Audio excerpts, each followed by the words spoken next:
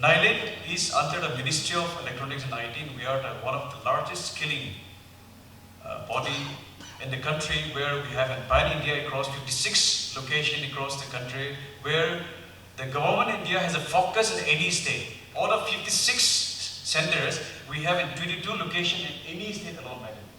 That shows the government of India commitment in giving importance for upliftment, digital empowering the youth and the students of any state.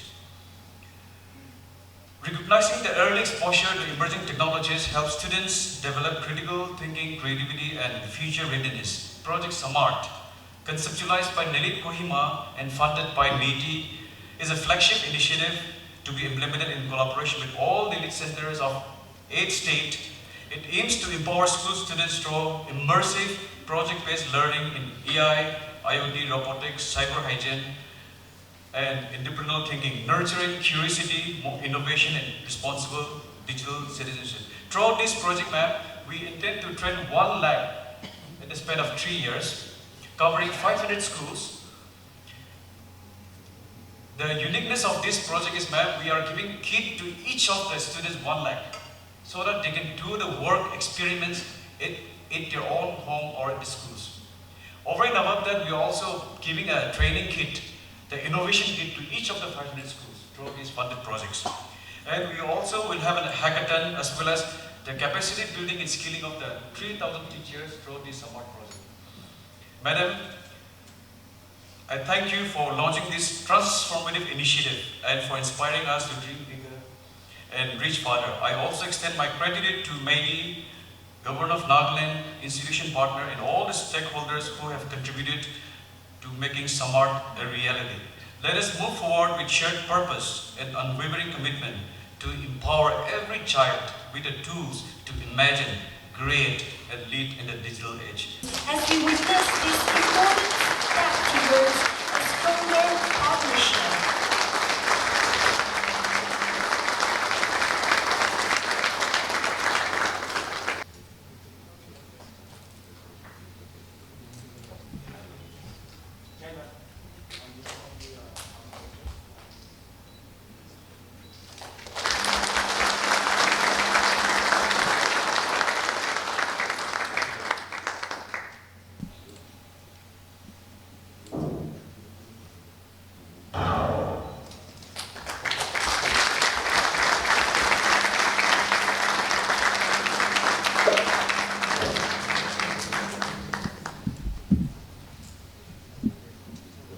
In a country of 1.4 billion dreams, the future begins not in boardrooms or labs, but in classrooms, where a curious question, a spark of imagination, can change the world. But what if the next revolution in technology began in a school where curiosity meets creativity?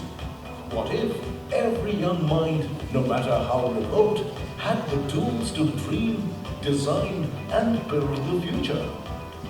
For over 3 decades, NILIT, under the Ministry of Electronics and Information Technology, Government of India, has been the trusted force behind the nation's digital transformation. From bustling metros to the serene hills of the Northeast, NILIT has trained more than 13 million Indians in technology and emerging skills.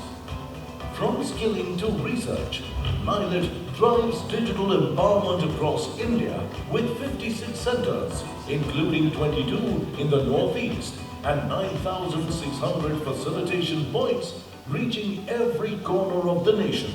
Student kits form a complete multi-level learning pathway with over 100 experiments and research options.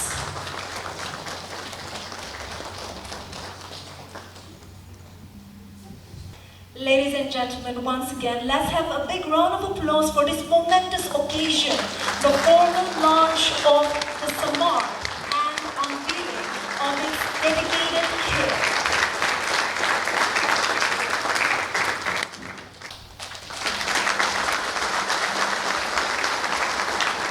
Next,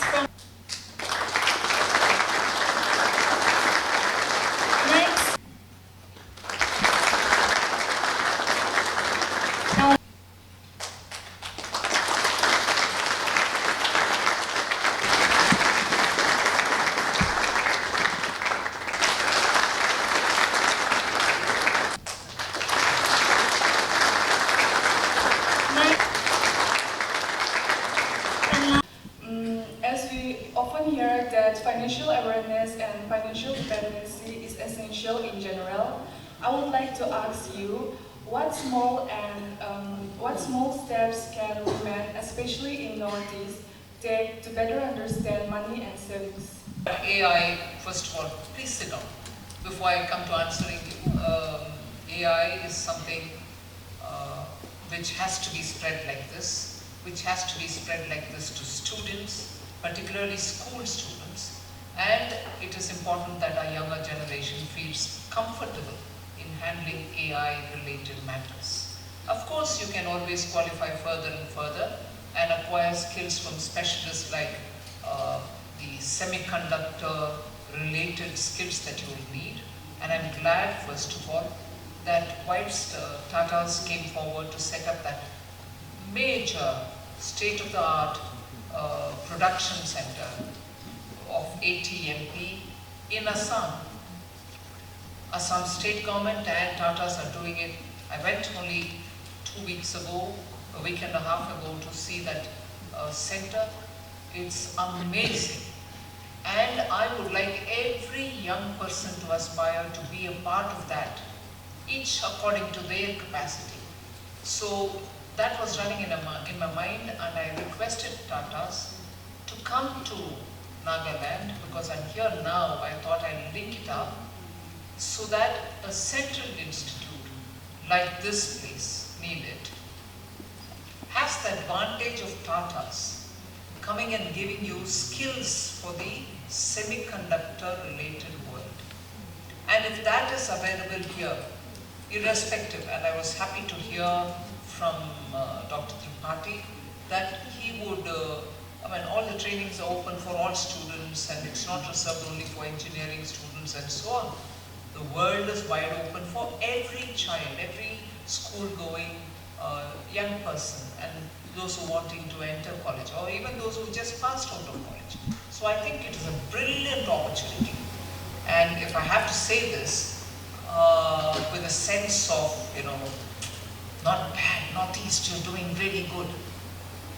This is a classic example where under Prime Minister Modi, Northeast gets every priority, even before any other part of the country gets.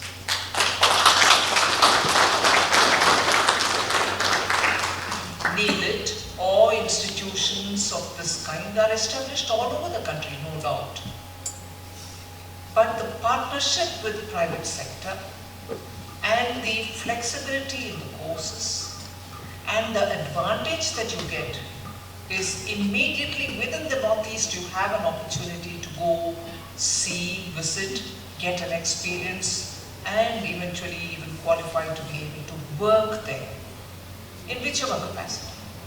In that, Northeast is miles ahead of rest of the country. And I think that is only right, because the youth here are revving for more and more opportunities. You have the right skill sets, you're ready, you're enthusiastic, you want to do a lot of things, and it is only right that you get it. So that's before I answered that. I'm glad you asked that question, because financial awareness is important for women. And it is not something which is new for women in India, because traditionally, whichever part of the country be it, women have been the managers of household. They kept their accounts, they kept the money, they knew to prioritize the meager resources for different things about a household, the elders to be cared for, the young to be attended to, schooling and nutrition and so on.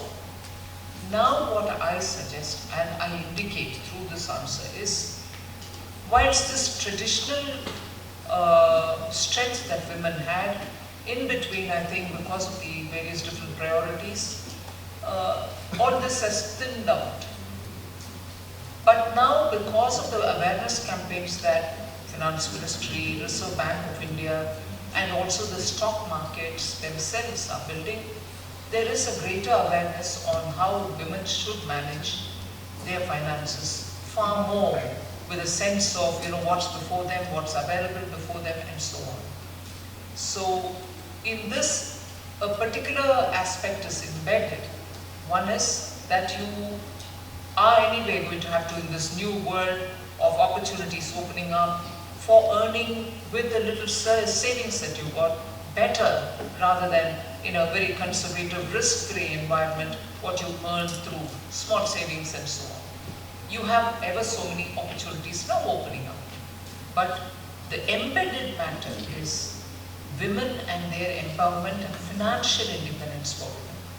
Earlier, when we lived as a part of the joint family, which I suppose many people in Northeast still do, the responsibility also gave you the understanding of how much you would control for yourself or your daughter or your elder women and so on. But as I said, all this is thinned out or sort of disappeared from the scheme of things. But in today's world, it is possible that you earn your own money. Although being a part of the family, you will still know how to have your money serving to the family and serving your own personal requirements. So as much as you should control money, as much as you should manage money, you should also become financially independent. Not at the detriment of the family, but to strengthen the family. For strengthening your own cause and your children and your parents' cause. I think you should have. And in that road, let us say, Government of India has launched quite a few things to help women's financial independence. You're not expected to have any security when you want to borrow money from the bank. It is ensured by the Government of India. You can take that money, do your business, earn your profit, put that money back into savings. And when you put that money back into savings, there are accounts through which you get better rate of interest. Other than that, of course, the stock markets are available both for men and women. There are schemes which you can start for your children right from the beginning. PM Vatsalya is one such a scheme, where you put little money. It doesn't matter how much. There is no cap. There is no minimum expectation. You should minimum put 10,000 rupees. No. Put anything. From the time the child is born till about 18 or 21 or 23, when she or her or the boy gets their own job, then this becomes an automatic conversion into their Provident Fund account. So the pool is already ready with the trickles that you collect. And then when you go further and you find your job, this becomes your pension account as well. So it starts with a greater corpus, and you tend to earn more because of the corpus, which is, let us say, compared to somebody else who joins this account at the time you and she got the same job or a job in the institution where you went in. She didn't have this back pool, whereas you go in with the advantage of the pool having been built from the time you were born till the time you found the job. So there are so many such schemes from Government of India, which if you're clued into, you are better off because you can put little money and continue to keep saving, which stands by you. Particularly women, it comes in handy at a time when you may want it, some exigencies develop and so on. So one, your financial independence, two, your awareness, and three, keeping yourself glued to the various schemes which Government of India can give, through which you are able to have better earnings from what you save. For more than 100 years, madam, now. I come from Jain community. And my question for today, madam, is, madam, Northeast acts as the gateway to Northeast India. And we definitely, being from Northeast India, we would like to be one of the first, take the advantage of being the first movers into this. So madam, my question was, how does the government think that how Northeast India can benefit and make Northeast India as the hub for innovation and trade? Special thanks to the this Southeast Asia corridor that is coming up. I think Northeast has been kept at the center of policy when you're looking at development, skills, investments in Northeast, but first of all making up for the lack of infrastructure, which was the situation for almost 40-50 years. I think capacities have been so ramped up that we've bridged the fundamental requirements, now we're building on the additional ones. But digital capabilities are now, I think, very speedily catching up in the Northeast. That also gives you the advantage when you're looking at connecting to the world through the digital marketing space that is available. So Northeast is being kept top of the priority, and that will continue so that you serve the purpose of Act East, being the gateway to Southeast Asia and so on. So that's on.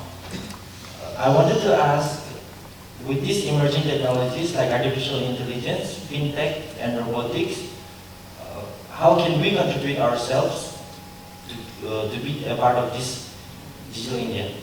First of all, let me thank you for taking this approach of how can we be part of it. That's a very big start and a positive start. That's what I look forward to hearing from students. Please sit down. We want to be a part of this. We want to participate in this. We want to contribute to this. What is this? This is the aspiration of all youth of India. They want to see a better India. They want to see a developed India. They want to see an India in which they have participated in building it. That's a very constructive approach, and I appreciate the youth of India, as I want to treat him as a representative, for being very positive. And I'm sorry to have to bring in one element which you probably didn't have in the remotest corner of your mind. I say it with a purpose. I say it with a purpose that today's youth are the ones who have to guide the country, the policymakers, as much as guide your own friends and relatives who are of your age, belonging to the same age group. Because in some parts of the country, I see, not all, but some students being very misguided. They get into drugs, they get into bad company, and as a result, the wonderful opportunity that is before you, in terms of skilling yourself, in terms of contributing positively to the society, in terms of being a vital force in nation building. And that is the role which is very important and which I see here. And therefore it will be very important for you all to be as a large team, work together, support each other, be sure that you're giving confidence to one another rather than pulling down one and making, some people become bullies. And that also can impact the psychology of other students. We do not want any of that. We want one to be of help to the other and build capacities among ourselves. That way, the larger spirit, the larger ecosystem becomes positive. You see the opportunities before you. You help one another to access opportunities, and therefore, this generation will lay a very strong foundation for India, that by 2047, when you'll be in your, let us say, 30s, you will have an India which you'll be proud of. We have an inheritance which we can be proud of. But we have it today, which should be laying the foundation for our future generations to be proud of us. And that's where your contribution is very important. Ma'am, I have heard many about scholarships for students from Northeast. Which one should be aware of so that we can plan our future better? Thank you. I was under the impression that the Department of Northeastern Region and the Donaire Ministry has a dashboard of sorts in which all fellowships and scholarships which are available is available for you to see and access. I will have to check this. If it is there, that's one big source for you to get information from. Or else I will have to initiate it through the Ministry Department of Higher Education and Ministry of Human Resource Development to see if there can be a portal made available for this purpose. But still rural and remote areas facing connectivity and resource issues. So what are the fiscal measures or public-private plan to tackle these issues? And what are the roles as a student we play to ensure that the development should reach to each and every village or family of India? I think this issue was fairly well discussed, and we had a lot of government answering in Parliament as well. That the UFO fund, which is there for digital connectivity to be spread all over the country, is being used rapidly so that you have the connectivity reaching the villages first. Earlier it used to be villages first. Now it's reaching utilities within the village, post office, school, hospital, panchayat bhavan, and so on. So the fiber network is moving everywhere under the BharatNet program. And as a result, what is expected to probably be completed by 29 is getting completed even earlier, much earlier. So once the schools or panchayat offices or the hospitals get connected, the purpose of having digital connectivity for education or health or any other such important community-based or impacting the community itself will happen sooner. So that's a work which is happening with great rapidity, I must admit. And together with it, I'm happy and proud to say, India developed, BSNL developed its own 4G, it developed its own 5G, and it is already launched in all the parts of the country, the 5G. And I know some work is advancing towards the next generation also. So we are not just looking at getting the cable, optical fiber cables reaching all the villages and schools, but we are also looking at the spectrum sharing and usage of spectrum. Together with this, of course, the telecommunications network, both private and public, whether it's BSNL or private companies, are also auctioned different parts of the world, of the country for their services to be given. They are also moving to cover difficult or far-flung parts of the country. So those are approached from various different angles, but they are all getting laid on the ground. So, ma'am, according to you, which industries has potential to grow the fastest in northeast regions of India, and how we students can prepare for global opportunities? Well, I think the opportunities are immense. Whether it is core industry, cement, or specialized steel, or any such which are important for nation building. Please sit. You have Northeast having every potential of a traditional core industry to come here and set up business. But before that, it's not always the core industries which have to come first, and later on you move to renewable energy or any of these green hydrogen and things like that, and then look at semiconductors, chip manufacturing. Everything is happening simultaneously.